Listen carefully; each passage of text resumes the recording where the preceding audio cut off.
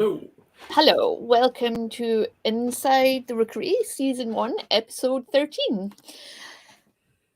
As regular viewers will know, Inside the Rookery is our regular free live stream enabled and supported by our patrons, where we answer pre-submitted questions from patrons and community members on Discord and your live comments in the chat.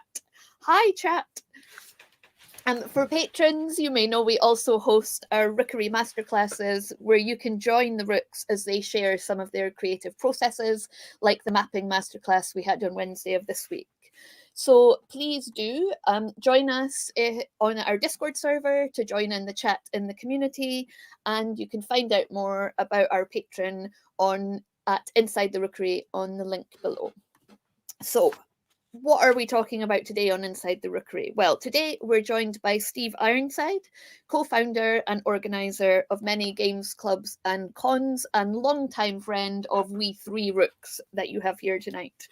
We're going to be talking about establishing and maintaining gaming clubs of all kinds, something that Steve, but also the two Andys, have a lot of experience of as well. Steve, I will hand over to you to give yourself a little introduction.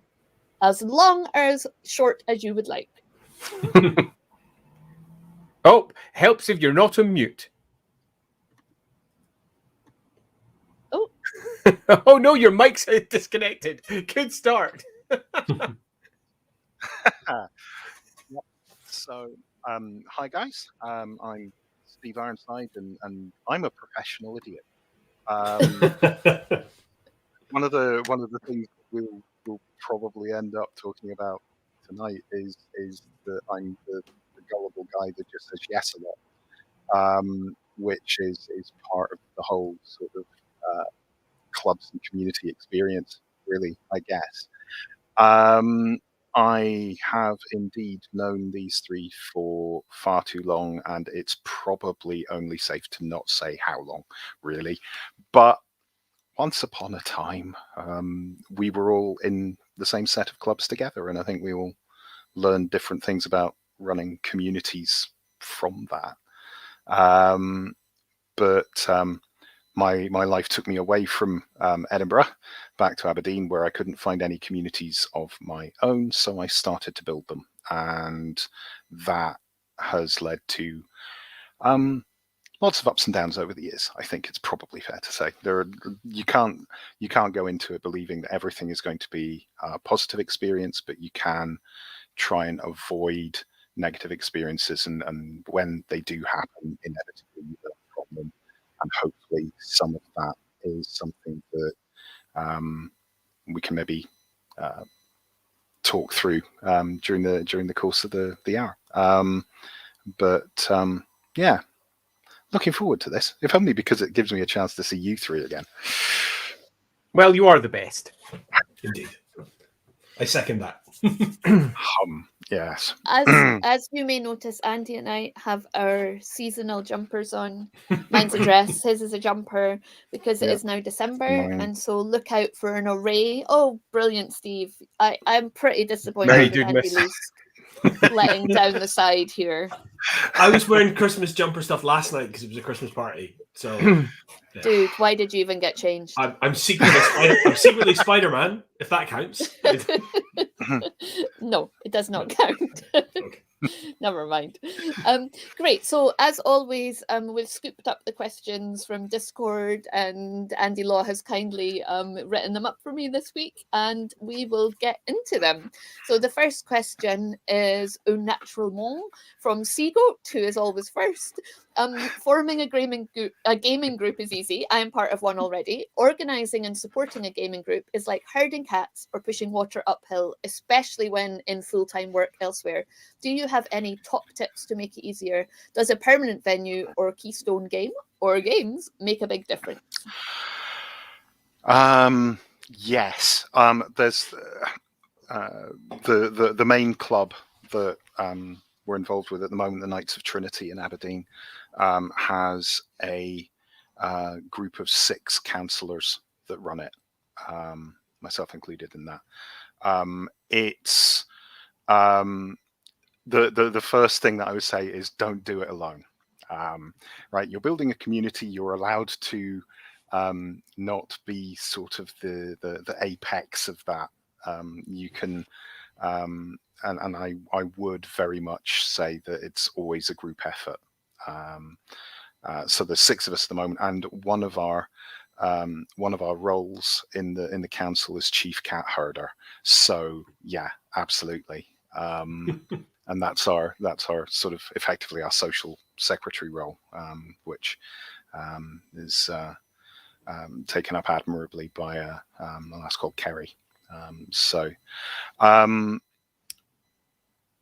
Things that make it easier. Permanent venue definitely helps. If you have to move around, you confuse people. It's like when they move television shows around, to the Friday night death slot, and suddenly nobody's watching the TV anymore for the show. If you have to keep moving the club around, you are going to lose people along the way, no matter how hard you try. It also really does matter, and as far as role playing goes, on what sort of club you choose to run. So there are really, what I would consider this sort of 3 classes of club. There's LARP, which is a whole different thing, because it's all about the fact that everyone's playing an individual character and they need to have a shared resource, like they need to have a venue. So LARP is very much like that. When you come to tabletop, there's 2. You can either have what I generally end up calling a broker club, and a broker club is a club where you turn up and you go into the game that you've been playing forever. It could be, you've been playing it for 3 months, 6 months, a year, 2 years, whatever, but it's a big campaign. You're playing that all the time. That one's a bit weirder to hold together because there's nothing that you're really doing at the club that you couldn't do at someone's house. And so in the clubs that I've run that have been like that, you tend to lose people because they disappear off because it's more convenient for them to be somewhere else and you're not bringing anything new to the party. What we do with Knights is we run it as a social club. So what makes us different is that we force people to change games, which sounds really horrible. It's like, but we were just enjoying that and now you've made us stop. But what we actually try and do is to mix people. So if people at the club want to get together on like a Saturday at someone's house and run a campaign because they found each other at the club and they've got common interest in a particular game, that's terrific. That's kind of the point, right? You allow people to meet and socialize and group together in little pockets, but they do their own thing elsewhere. What we do is provide that experience for people to get together. So it's like role-playing speed dating is what I'm hearing. Kind of, yeah. A little bit longer running than that. You're on a date for like sort of somewhere between 5 and 8 weeks with us. But speed dating for role players takes a lot of time to like roll up your character before you get into the date. So. But what ends up happening is if you don't like the game or you don't like the people, then there'll be another game along in a month or so. But that's the sort of idea behind that. Getting back to what Seagoat was asking is what helps, and it's providing something that you can't get somewhere else. It's that extra sort of special sauce on the top that is like, well, if you go into a game with your mates and you play around somebody's house every Saturday night, that's brilliant. That's still gaming. That's terrific. But what does make the difference is that that's all that you'll ever know, except possibly for the odd occasion where you might nip out to the local friendly gaming store and you bump into someone there and get talking, which is increasingly rare, but does still go on, I'm told, even in these pandemic sort of crippled times.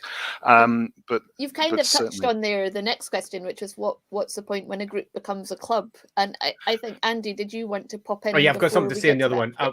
one. Way back in the midst of times before the internet even existed, I used to run a games club. Now, I'm not saying I'm old, but there was no internet at this point at all. I had a club at the very north of Scotland. You couldn't go any further north without swimming. And that club was based around getting a bunch of people who all had shared interest, gaming, together. And I cannot stress everything that Steve just said enough. And that is, you have to provide something that is different to what you get at home, or people aren't going to turn up. They'll turn up maybe once or twice, perhaps, but they'll just fall back into their own groups. Now, what we used to do, just as a very loose summary, is we provided events. So games like Blood Bowls had tournaments. Games like Warhammer had big campaigns. When it came to role-playing games, because of the very nature of role-playing games, they work best when you're off doing your own little groups. What we tended to do was feature scenarios or feature campaigns or big events. For example, we once had 2 groups running at once, storming the same location. Each one of those groups had 10 PCs in it for a total of 20 PCs running in one single event, something you can't normally do at home. Now, that wasn't the be-all and end-all of the club. There was lots of little groups and campaigns going off in little corners, because that's the way these things worked. But the goal was to provide a social environment that they could meet with each other to then go off and do their own gaming too. But the club itself had its own point. And to completely consolidate that, we did the basics. We also added a tuck shop. I mean, it sounds very obvious, but people would come along and buy stuff, and it made it a social event, not just a games club. I also had an entire shop that sold product at it, because why not? So if you want to try a new roleplay game, you could literally just go buy it. Want to try out some new miniatures? Go buy them, put them together. You had a permanent venue, didn't you? The local Yes, scout hall. The local scout hall. Just tell us what scout group that was. That was First Scrabster Scouts, back when they still existed. First Scrabster Sea Scouts. Sea Scouts. Oh, it's yeah, an important absolutely. distinction. So everything that Steve said, absolutely. Yeah. Can I ask a follow-up question, actually, relating to sort of the end of that original question where it talked about having a particular kind of game? Like, one of the things I've always noticed, and I think I'll sit up straight. One of the things I've noticed, and I'm quite kind of jealous of, actually, when I look at the games that are going on in the Knights of Trinity, is there is a really diverse spread of different games being played. Is that conscious, or do you think that's just a byproduct of you getting people to change so much? Initially, it was a byproduct of the sort of regular GMs just refusing to run D&D. Pretty much, I've never run a game of D&D in my life. I've never played in one, which makes me a bit of an oddity. But yeah, initially it was down to GM mix. Then it's one of those things that kind of baked its way into like the DNA of the club. While D&D is about 85% or something of the global RP market in terms of volume sales and things like that. The remaining 15%, all the independent guys, the likes of companies like Modifius and all these guys are still doing incredible work. We feel like, I think we feel like we would be failing in our duty as being like trying to evangelize the hobby if we didn't spend our time looking at these sort of more independent branches of games as well. So we regularly run games. Well, I mean, we do run D&D these days. It does happen. D&D, Pathfinder, D&D 5 made a major impact in terms of the number of people who wanted to play D&D. So if you're looking at sort of trending what's happening in gaming, having a long-running club like ours is actually interesting to see what people are playing and when. But 5e made a terrific difference to the number of people who wanted to play D&D. But we play from up that sort of scale end of things through old favorites like Cthulhu and things like that, down to sort of small press sort of games like I don't know, Duty and Honor, say, from Neil Gowden in Newcastle, which is effectively Richard Sharp, the role-playing game, and is a tremendous piece of work. And he'll hate me for saying that, but never mind. It's funny you mentioned that. Roderick, who's one of our moderators and is in the chat right now, we're in discussions about playing that next year. So yeah, do it. It's great fun. Let me just add that one of the things I found when you got a lot of people together was you also got a lot of people who were excited about role-playing games in one place, and there was always someone willing to try out that obscure system that you always wanted to play, something that might not be the case if you've got a small fixed group. If you've got your standard group of 5-6 friends who are always popping around, they'll have their old favorites that they'll always want to return to. But if you're part of a gaming group, you'll find that there's some people who just like to play game after game after game after game, knocking it out for a few sessions with each one, just trying out the next new thing. And that's one thing that I found particularly valuable back in the day, because it exposed me to so many different systems. Yeah. And what you'll find as well is that if you have a small sort of community group, like a small group of people that meet at someone's house, then it's less common for them to break out into other game systems than what they're used to playing. So you'll have the sort of keystone one there isn't D&D, it's Runequest, right? So Runequest players are generally fanatical. They're very, very fond of Runequest and in its various forms. Maybe not the Robin D. Laws ones, but that was because it took away an awful lot of the standard mechanics. But you don't generally see them out and about. They play in closed groups, tucked away in people's houses and things like that.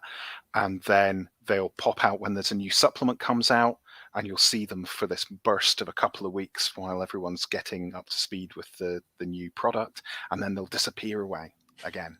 And you've got that time to try and catch them. And yes, Your Highness, RQ fanaticism and Harn. Yeah, okay, Harn wins. You're right. Yeah, so sure. Kilishandra had the question, what's the point when a group becomes a club? And Kilishandra Yes. also had the question, do you charge for people to attend? If so, how much? Which I would imagine is related to the first question. It sort of is. At what point does a group become a club? I mean, you could say that it's kind of synonymous, depending on how. There are some people who object to the word club, but they're okay with group and that kind of thing. It depends how classy they want to sound, right? But Society. That's yeah, what banks but call I think them. Clubs and societies. If you want a bank account. I think when you're moving from something which is just sort of a loose group to something which is more sort of formal, I'd say it's the point at which it's going to fall apart if someone doesn't do something. It's, things will end up splintering. Sort of the center cannot hold kind of stuff, and you need leadership in order for it to continue. And if somebody steps up, then at that point you're talking about something being a club in that kind of sense.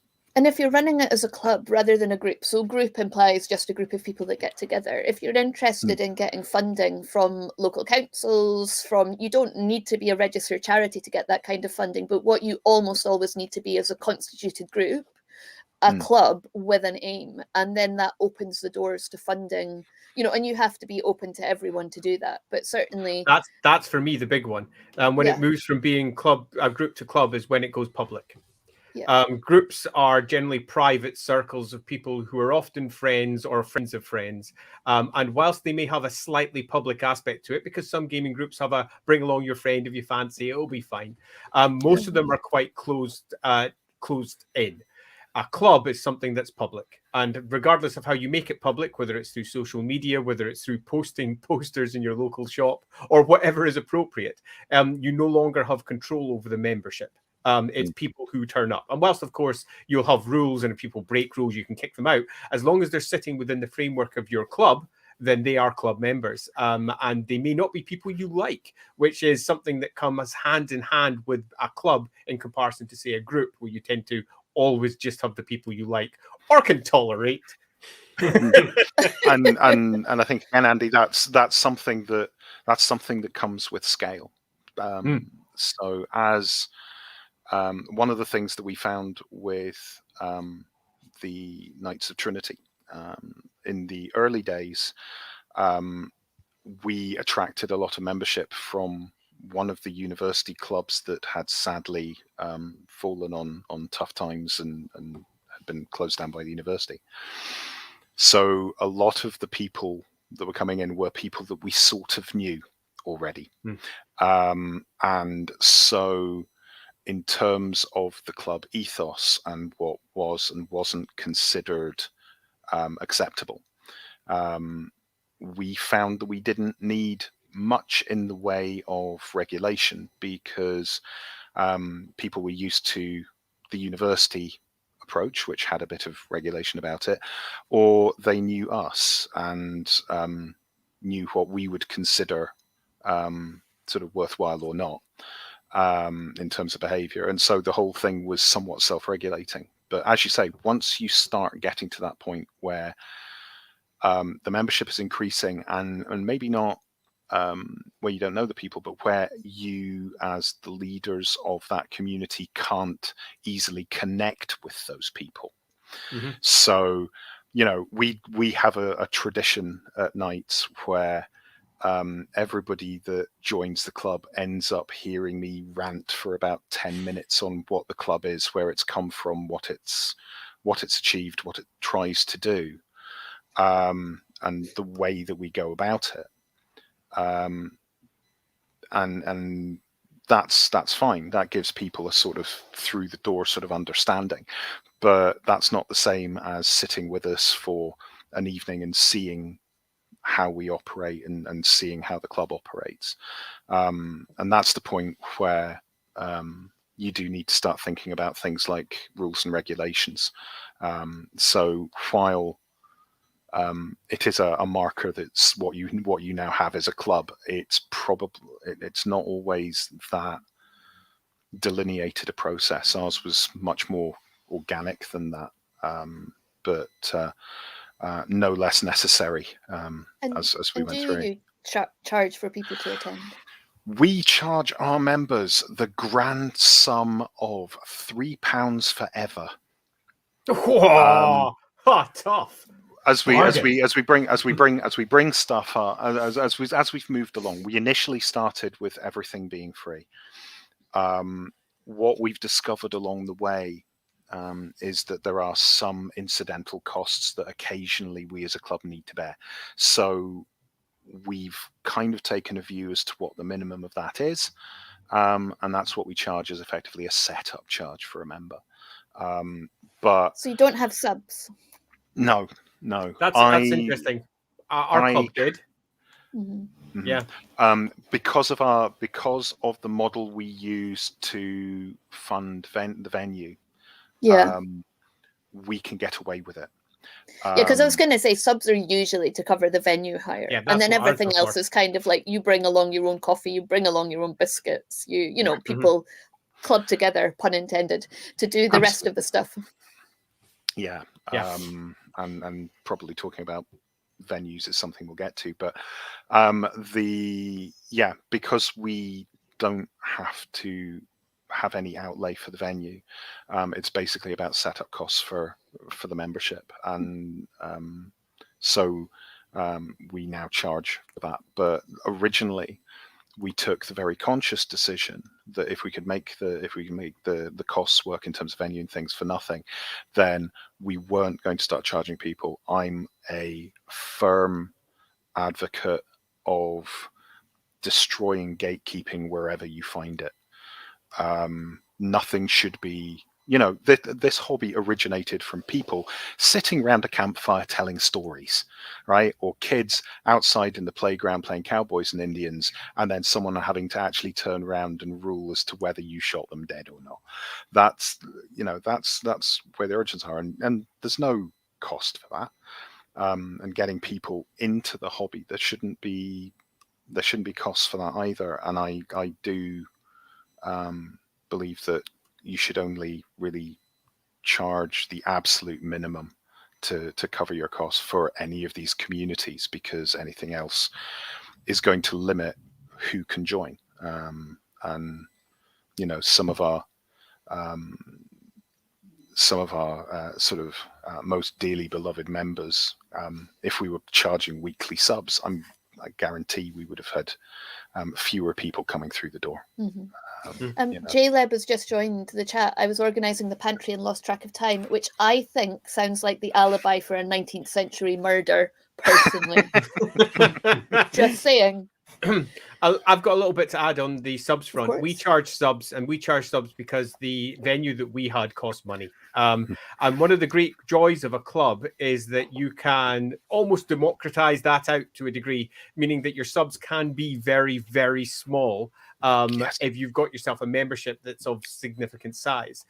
There's also, once you've got a large membership, it's quite possible you might end up with a few rich people who are quite happy to just say, meh, I'll pay for this so that other people don't need to. And that does happen. Once you're part of a community, some people are cool, believe it or not, and will help work together. And the aim, I think, is exactly what Steve was suggesting there, and that's to get as many people involved as possible. And every single barrier is literally that, a barrier. And subs is one of those barriers. In our case, we had no choice, but we were all really young, so our parents paid for it. Yeah. I mean, going back to a club that we were all members of, which was Nightfall, which was a LARP in Edinburgh. The way that we got around sort of complicated having to charge people for coming along, we worked out of a pub just outside the Grassmarket for most of the stuff we were doing. We only ended up having to pay money once for that, because we managed to negotiate a rolling deposit. So if everything worked fine and you know, there wasn't mass destruction and things like that one week, then the deposit was just carried over and it just kept going. So again, you end up trusting your community to make sure that that state of affairs is something that can be continued. But it is a way where you have some of these venues that do cost on a sort of weekly basis. If they're in a position where renting the space or not doesn't matter that much to them overall, but what they're worried about is the risk of something happening, then that sort of rolling sort of payment thing can work. And certainly it did for us. What do you do about insurance? Depends on the like venue. totally random question. No, It's all part of the setup. I mean, things like public liability insurance and all that kind of thing. One of the things we've been really lucky with in Aberdeen is that for the most part we have worked with pubs.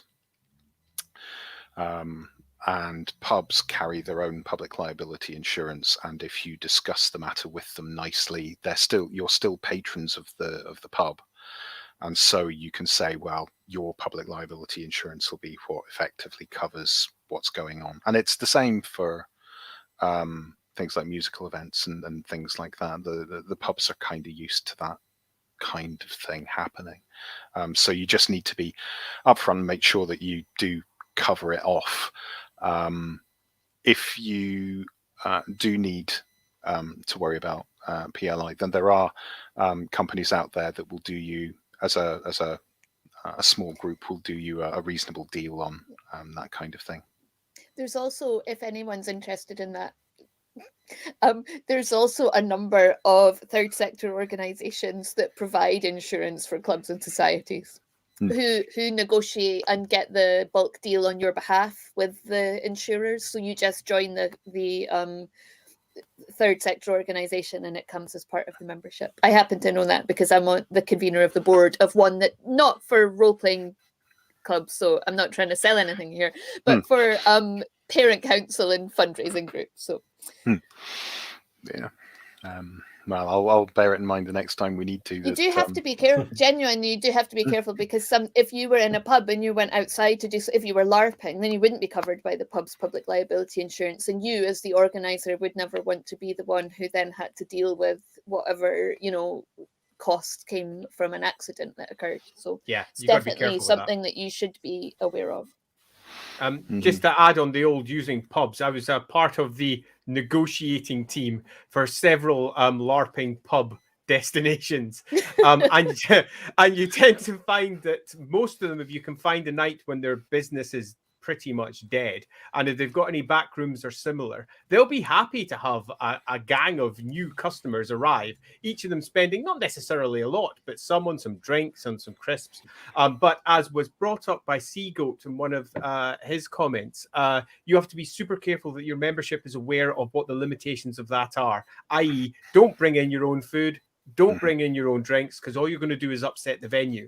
And it's about managing the expectations of the venue as well as the group members. There's Seagoat's comment. But they do make for some great venues. Having said that, though, the bigger the city, often the more booked up these can sometimes be. So finding them can be difficult.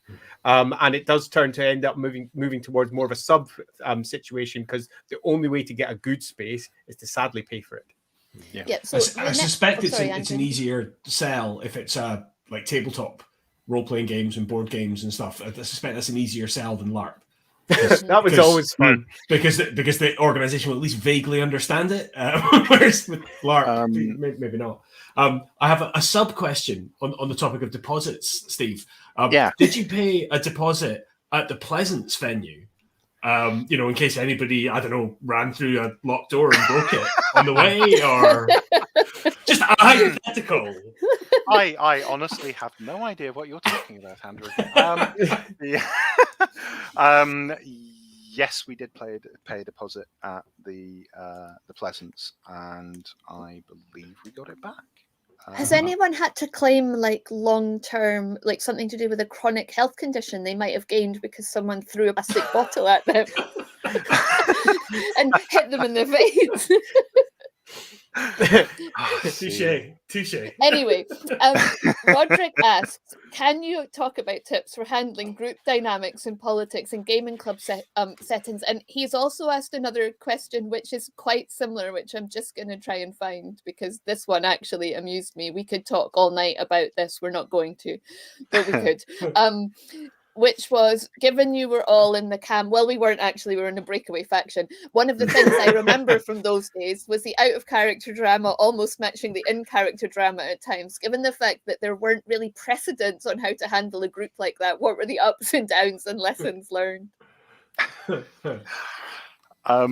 For me, certainly, a lot of the lessons I learned as a terribly young man were about how you get sort of you get these sort of dynamics turning up in groups that perhaps you don't expect, or things that suddenly sort of escalate from what seems like nothing. And I learned an awful lot from that particular game, and I think we carried a lot of that into the organization that Mark Kirk and I did into Nightfall, and how we handled sort of the political dynamics. And while I wouldn't say that we completely perfected the art in any way, shape or form, I think we certainly did better.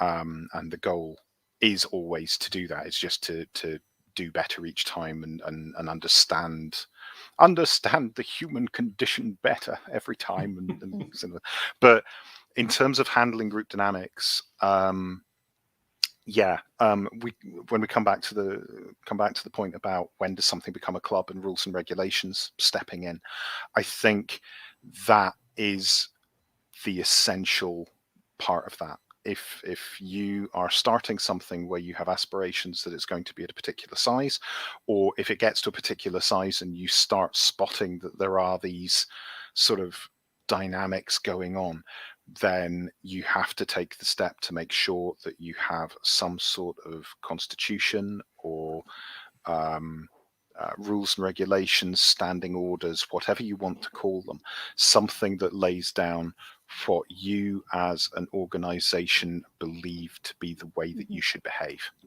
and also explicitly what will happen if people go outside that, because you want to try and avoid a situation where you escalate things by people turning around and saying, well, there are these rules, but you're choosing to persecute me in particular with this punishment. And it's like, no, lay all that out front. As much as we poke at governments, it's the reasons why they build laws and things like that, with these scales of punishment in, is so that you know what to expect. With that in place, you can then be a bit more you can be a bit more objective as to how you apply that in practice. Yeah, I'd say two words sum up everything for me regarding this, and the first one is communication, and the second one is process. The communication and constant communication, so people both understand what their options are when there is a disagreement and how to proceed, and then the actual process that's in place for allowing communication to flow freely, because sometimes disagreements will arise. It happens, and there needs to be a very clear way of handling that. And if it hasn't been organized, you all get together and you sit down and you organize it and you modify it and you change it over time and you do it with everybody's consensus, and you tend to find then it works well. And the larger the gaming club, the more you're going to need to have a certain amount of, there's a group at the top who's organizing what those rules are, but it's super important that people don't feel like it's individuals persecuting them when they break the rules, that it's the rules themselves that have been broken, and they've done it to themselves, for want of a better way to describe it. You don't want to feel like it's that person at the club, what did do it to me, I hate them already, which just turns into splintered factions and problems and issues. Yeah, and an important thing to note there is that if you're the organizer or part of a group of organizers, you are the adult in the relationship. So yeah, you might have put that group together before it was an official club, to have fun on a Saturday night. But actually, once you've decided to make the step to make it into a club, to take it to public, you've kind of forfeited the right for it to be your choice, as Andy said before, to pick and choose who you like and who you don't like. Yeah. You have rules. If people obey the rules, then they get to stay. And if they don't, then as a group, they don't get to stay, but you're the adult. And I think what I learned a lot from back then is that a lot of people like drama, and a lot of people who organize things like drama, and those people are kind of toxic and shouldn't necessarily be in a position of responsibility. Being in a position of responsibility is a duty and a sacrifice as much as it is power. Indeed. And coming back to one of the things we said at the top of this is it's another very good reason to not do things, not do this organizing alone.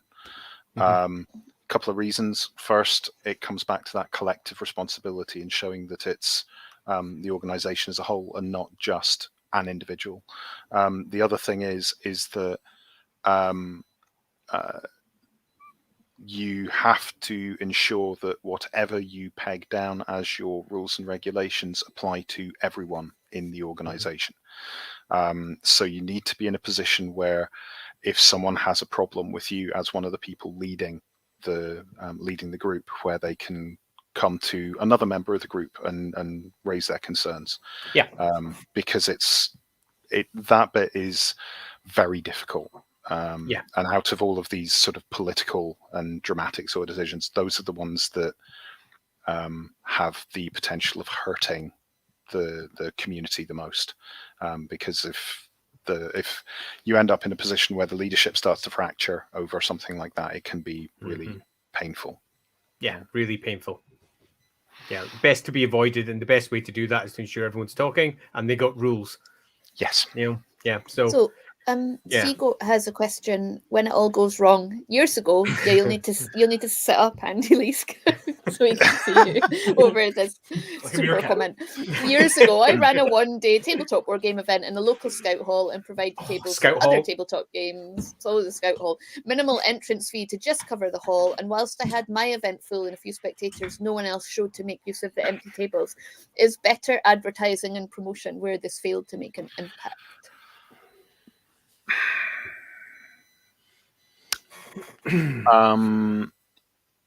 Almost, I think. By the looks of it, you've done pretty much everything right. The thing that is difficult, and it's something we've said earlier on, is you have to make sure that there is a reason for someone to be there. Something that is a bit individual and a bit unique. With the conventions that we ran in Aberdeen in the sort of mid-noughties, we did exactly the same as you, Seagoat, and we had what we called sort of plug and play tables where people could come along, plug their games, and then sit down and play them with whoever. And it could have been board games, it could have been tabletop RPG, whatever. It was a space. The mistake that we made with that was that it would have been beneficial if there'd been some other benefit other than just having a space to do things with other people. And if we'd incentivized that a little bit, difficult to gauge sort of with hindsight, but it was one of the bits of our convention work that didn't quite work. And I think it was because it didn't matter if somebody had a game that they wanted, then they would run it with their mates at home, as opposed to coming out. Not everyone is an extrovert. I have this brilliant idea and I want everybody to see it type of GM. And I think that is where we went wrong. And I think it sounds similar enough to your situation to suggest that might be something with it as well. I got a little bit to add in that one. FOMO, fear of missing out. You've got to give people a reason to turn up. So you don't just provide a space where they can play, you provide them a particular type of game that they can play. Whether that's a tutorial for a new game that's coming out, so they all go, oh, I want to turn up so I can try that. Whether it's a special scenario, whether it's a small tournament, whether it's something. And even if these are the secondary locations that sit around, they need to have a reason for people to engage with them that they wouldn't get as a duplicate at home. And if the second you've made that small twist, and it can be a tiny one, it suddenly turns an event that's been set up from being something that makes them go, well, do I want to turn up and just play that game I could play at home anyway? Or do I want to turn up and learn this game for the first time? Or do I want to turn up and try to show how I can paint better than anyone else if there's a competition running or something similar? So yes, the old FOMO, fear of missing out, give them something to miss. And the second there's something to miss, they'll turn up. Yeah, there was one game publisher, and I forget who, but they had a series of convention only scenarios that they'd built up, and there was 4 or 5 of them, I think, and you had to apply to the company to get hold of them, with details of the event that you were going to run at. Can't remember who it was, but that sort of thing, is helpful. But I don't think anyone's doing that anymore. I mean, I've had less experience than you guys in terms of setting up like role-playing clubs, but what I have done a bit of was running tournaments, like tabletop tournaments, and what I found there, the big incentive was prizes, like always, without fail. And luckily, like most companies were willing to provide prizes if they knew that you were going to actually organize a proper tournament and you were in communication with them. And certainly the sort of, I ran one at Compulsion, a War Machine one, and that was very well attended, like largely I think because I was able to offer some proper meaningful prizes. So it's I guess that the analogy is like buskers putting coins in their own pot before they start playing. Like Albacon is a good example of that. We had Dave on quite recently, and Yeah. Dave offered, went out to companies and including us, and we contributed something because ultimately all the funds that Dave was raising, because he didn't have a significant outlay of costs, were going to charity, but that got people who were going to the con like loads of goodies that they wouldn't have got. It's like a virtual like loot bag. Yeah. In fact, I can't reinforce that enough. If you are building yourself a club or doing something similar, there is no reason not to try and build yourself a small sponsorship deal or something similar where you can go to other people and say, hi, we've got this event running, would you like to give us something? We've got this happening, would you like to give us something? That's what pretty much all big events do, right down to just a local school event where they go to the butcher and say, could you give us some sausages so that we can sell some sausages at a sausage stand? And the butcher goes, sure, there you go, because everybody likes to help out. I've literally done that. That's like why a true story. I used that as an example because of that. People like to help other people and be part of the community. Plus, they like the free advertising that comes along with it as well. And when you won't get if you don't ask, and if you do ask, the most they can say is nah. I mean, the least they can say is nah. But they might say yes. You might find yourself suddenly with a sponsor like Asmodee just popping up at your big games convention. I'm not saying that's what happened in Dave's con, but it did. And along they arrived, and they had a whole section there, and it was brilliant because it introduced a whole load of people to a load of games that they wouldn't have had otherwise. So yes, or ask. You might find you have 500 sausages that you need to cook on a Saturday morning. That was a lot of sausages. I'm not sure what the downside of that is, Lindsay. But, I am vegetarian. So, Seago has also asked, and we touched a little bit on this, but I wanted to come back to it because I'd quite like to know how you got your free venue. Up to the pandemic, I found it more difficult to secure venues without paying through the nose or having umpteen million questions asked. Is it better to set up and run your own group like a small business with proper admin and insurance, etc., to prove to venues/landlords you are serious? I think it's always worth when you become a club. I think it's always worth treating it as a business, because you are investing time in something that you want other people to invest time in as well. So as a result of that, I think it's always worth being that organized so that you're thinking about why you're doing things, and you're thinking about how you're going to spend whatever money you need to spend and all that kind of thing. In terms of what you need to prove that to a potential venue or potential sponsor or whatever, I think you need to do what you need to do. It's always easier to do that if you adopt the president, secretary, treasurer approach, and you say, look, we are thinking about these things in particular. So, external communication, internal communication, and organization, the finances of what we're doing. As far as sort of jumping slightly sideways into Lindsay wanting to know how we squirrel away a deal. Stuff we've already talked about being brought to bear. So we work primarily with pubs in Aberdeen. Tuesday night is the magic night. Tuesday night is the night when pubs are sitting there empty, desperately looking for people to come in. So if you turn up and say, I've got a group of around about when we started doing this, it was like 20 people, right? We're now up to 100. But you turn up and say, okay, so I've got 20 people who are looking for a space away from the normal sort of run of things. What I'm looking for, what I'm looking for is a space for people for that. They will be coming in just after work, so they'll be looking for food, and for the most part they'll be drinking soft drinks through the night. And what the pub owner hears is, I'm going to have a guaranteed audience of 20 plus people who are going to be going through all of my high margin items. Right? Soft drinks, high margin; food, high margin; they can make money on that.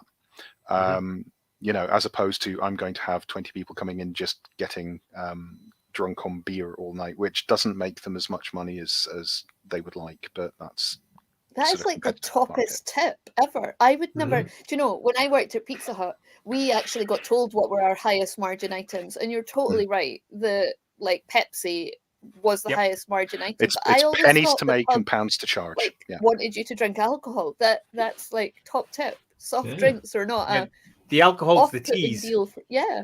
Fascinating. Fine. Don't get me wrong. We're not, you know, we're not a teetotal organisation. If people want to drink when they're running games, and that's entirely fine. The Knights of Trinity Temperance Society. But Tuesday night is a school night. So.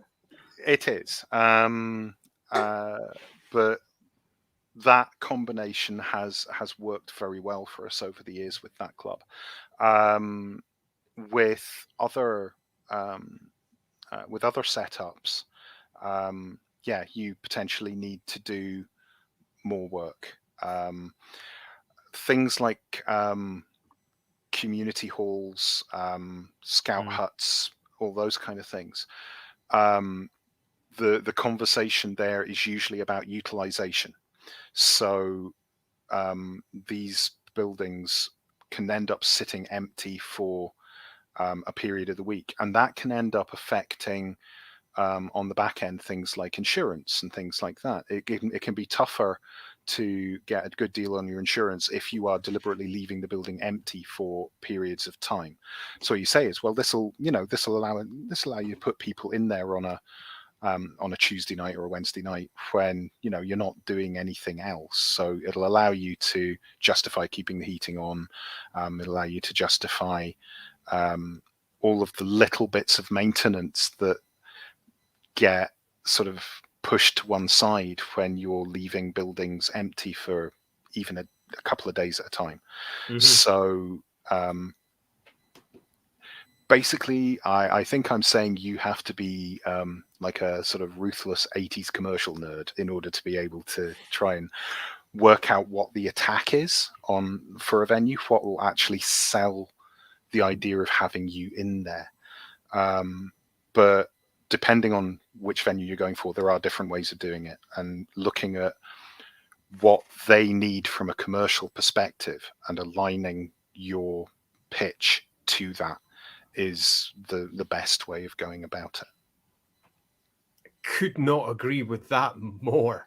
And back when we were young, and we were constantly looking for new venues for large LARPs or for gaming clubs and similar, there was no option to pay because we were doing everything out of our own pockets for free almost all the time.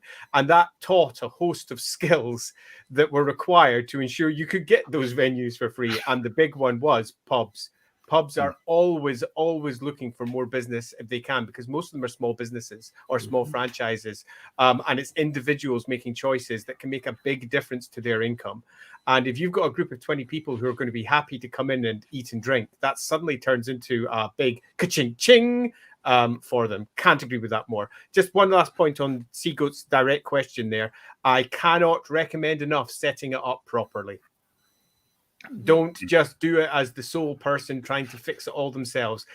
Set yourself up a board, make collective decisions, because not only does it make the decisions that you're making stronger because they are collective decisions made by a bunch of people who all have a similar goal in mind, but it also means that you've opened yourself up to funding in a variety of ways that you may not initially realize. You can get access to grants. You might not be a charity, but there are many grants out there that can go to small groups. You access to money in a variety of ways you might not initially realize, which means that you could potentially get a venue that you thought was out of reach because there'd be someone willing to pay or at least help supplement the pay for that. So yes, do it properly.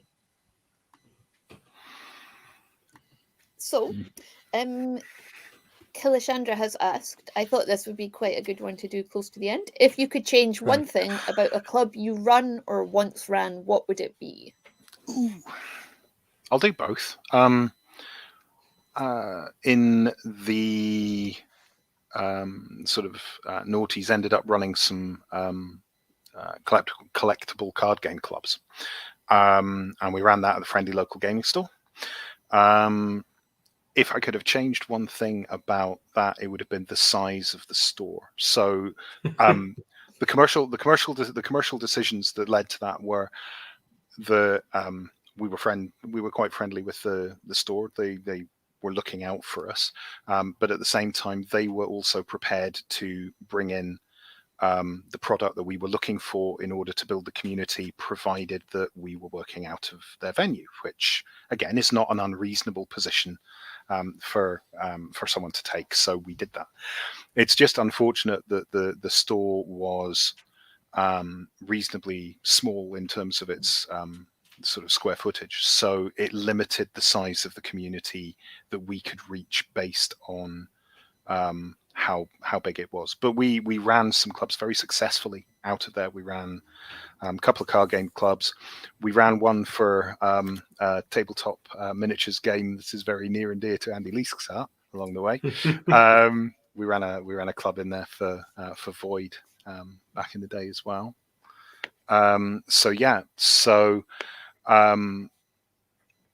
If there's one thing I could have changed, it would have been the amount of available floor space, because it did limit our ability to grow the community in that regard. For Knights of Trinity,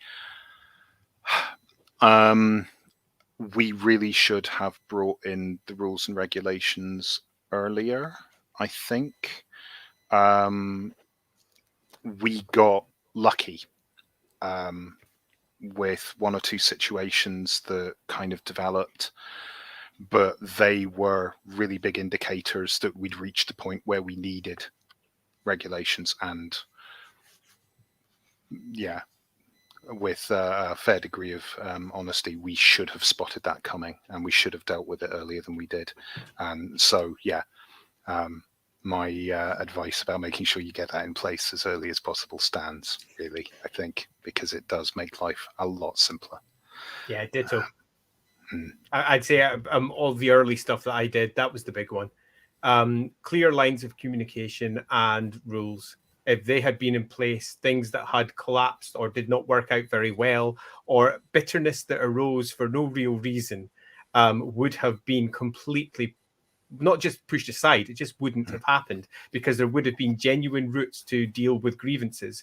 Even when those grievances weren't real, or were imagined, there would have been a route through which they could have been brought forth, they would have been addressed, and then they would have been moved on from. But because there was never that sense of completion, that a moment where you could say, we have moved on, things just festered and went wrong sometimes. And it relied on individuals to then stand up and power through the difficult times, which is not a good way to do it. Yeah. You shouldn't have to rely on individuals. Yeah, it is. Completely. So yeah, rules, and open communication, and allowing absolutely everybody that place where they can go to that is not necessarily the point that they have an issue with. Yeah. That's that would be my big one from when I was young, but I was young and stupid. And I didn't know any of that back then. Yeah. Lots of bitter lessons learned over time. Yeah, also having a leadership team that people feel they can approach and talk about stuff.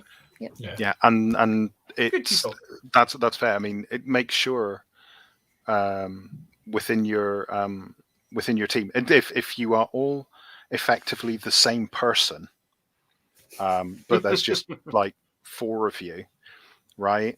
Then you all have broadly the same character strengths and weaknesses. Yeah. Right? I'm not suggesting for a minute that you go and do like a Myers-Briggs test on everybody in your leadership team, right? So, you know, or use the color science thing where you need, we need a blue and we need a red and we need a green and yellow. No, but make sure that if for example, you know that personally you're quite introverted, that means that certain types of people are going to come and speak to you, but certain types of people aren't. And what you need is someone who is not you and is more sort of extrovert and is someone who's more approachable in that way. Because again, you don't want to exclude people from the process, Andy says, right? So so make sure that when you're looking at building up the people that you rely on, they don't even necessarily need to be in the leadership team, but they need to be key people. Yeah. It's also worth saying you they can don't need lean to be on to people. help with that. Yeah, they also don't need to be people who are super engaged with the club in general. They just need to be people who are there and can be approached, and everybody is aware is there. Some of the strongest people I've had in some previous clubs were people who weren't actually even involved. They were external to it. They were involved because they liked the whole idea of what the club represented, but they didn't actually want to partake because they were too busy. But they sat on boards and similar, and they were there to be approached should that be required. And they were happy to help, even though they weren't necessarily directly involved with any of the drama, which was probably a good thing. It's a key thing to take us all the way back to the title. Like, the key thing is you're not just running a club, you're building a community.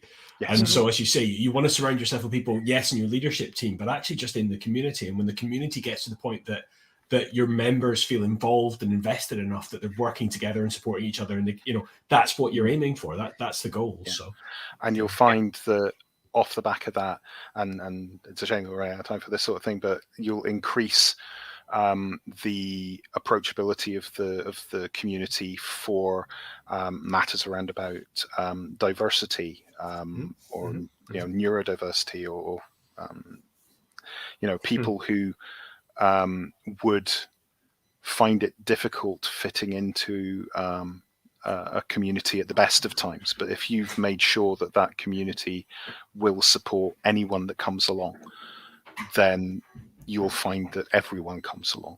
And that's the important bit. Good end.